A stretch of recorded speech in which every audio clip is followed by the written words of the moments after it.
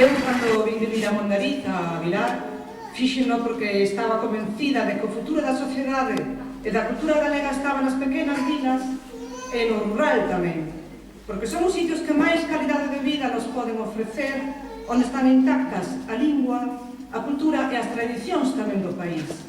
Decateime rapidamente que a calidade de vida e a saúde da cultura galega nas vilas e nas aldeas estaba, ou está, chea de eivas. Hai que traballar moito para conservalas e para melloralas tamén. E é por isto que vou na lista de Cádiz, na lista do BNG, que é a única, penso que é a única, que quen de mellorar e de apoiar e de promover este gran proxecto de calidade de vida e da cultura galegas.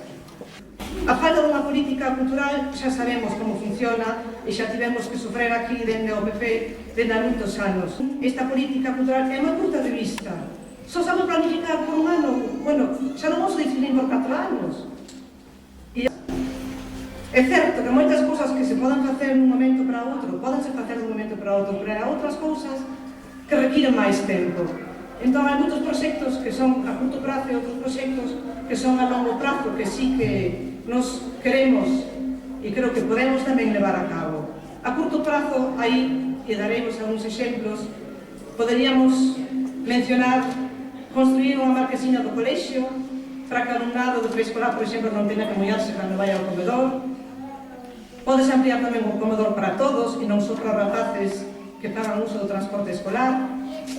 Penso que queremos dar tamén, que llevamos dar apoio ás actividades extraescolares. Isto creo que non levaría a ningún concello. Hai outros proxectos a medio e tamén a longo prazo que hai que encaminalos xa, agora, porque precisan un traballo e unha dedicación constante. Non é algo que podamos solucionar nun displas. Eu penso que a candidatura de Cádiz e o seu equipo quere estes cambios tamén a longo prazo e queren encaminhalos. E só vou mencionar algúns.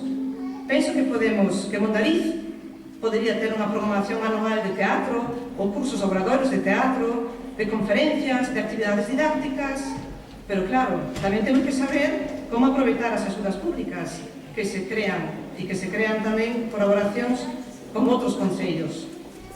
Outro proxecto, un concello como Mondariz, ademais tamén necesita unha biblioteca en condicións e non un parche de biblioteca. Queremos unha biblioteca municipal, pois unha biblioteca que está no centro da vila. Penso que é o mellor sitio, cerca da escola, cerca do centro de día, para que realmente todos poidan botar man desa biblioteca. Pero estamos en tempo de crise, de onde sacar todos os cartos? Xa dixen antes que temos que aproveitar cada unha das convocatorias, non só da Deputación, da Xunta, do Estado, da Unión Europea, porque hai axudas dende todos estes organismos. O que pasa que, claro, hai que presentar solicitudes e o mellor temos que sacar un boli ou picar un ordenador algo.